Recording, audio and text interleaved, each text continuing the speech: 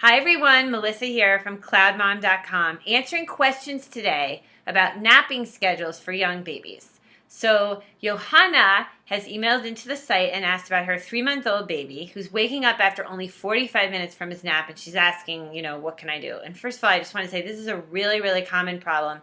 I've had this happen to me. I've heard about it from a lot of moms. It's such a common thing that there's a term for this. Let me check it in my notes here. It's called the 45-minute intruder. So it is a really common thing that happens, and I just want to tell you a couple things that can work based on my own experience. So the number one thing I think is that you have a baby that's waking up so quick from her nap. I think you really have to look at the totality, big word, of what's happening over the course of the whole day and make sure that all of your feedings are full feedings and that before your baby's going down for that nap, he or she is fully fed, awake and rejecting the breast or the bottle, doesn't need to burp, doesn't have a diaper. Okay? So that's the number one thing I worry, that the baby hasn't quite eaten quite enough. And sometimes this can be as much as like a teensy beensy little ounce that can be just enough to get the baby through. I've had that happen to me. So make sure the baby's full, changed, and burped before the baby goes down for the nap. Okay, here's the second thing. Make sure you're putting your baby down at the right time. In my experience with a baby this age, I was on average on a 3-hour cycle. So I would feed the baby, for example, at 7. By around 8:30, the baby's in the crib. And then by around 10, the baby's up again. And this is what I would do until I started to get some longer stints at night.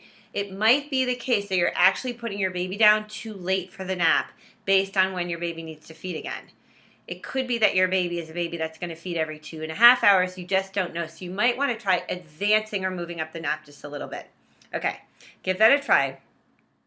Number 3 thing. I would try letting the baby just fuss it out a little bit. Now, this is a huge debate on crying it out. I'm going to talk about it soon in another vlog. But if you think the baby's okay, you go in, there's no diaper, doesn't need to burp. I would pick the baby up, see if he doesn't need to burp. If he doesn't, there's no diaper. I would try putting him down again, letting him fuss just a little bit and seeing whether he goes back to sleep on his own. I think that's a good idea.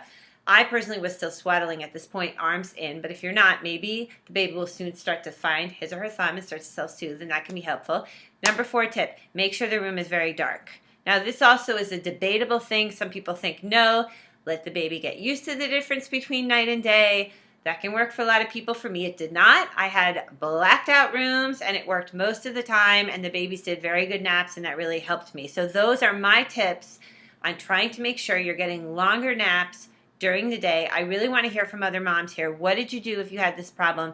What can you offer to Joanna for her 3-month-old? Please comment on this vlog on CloudMom.com and let me and other moms know. And thank you so much for watching CloudMom.com.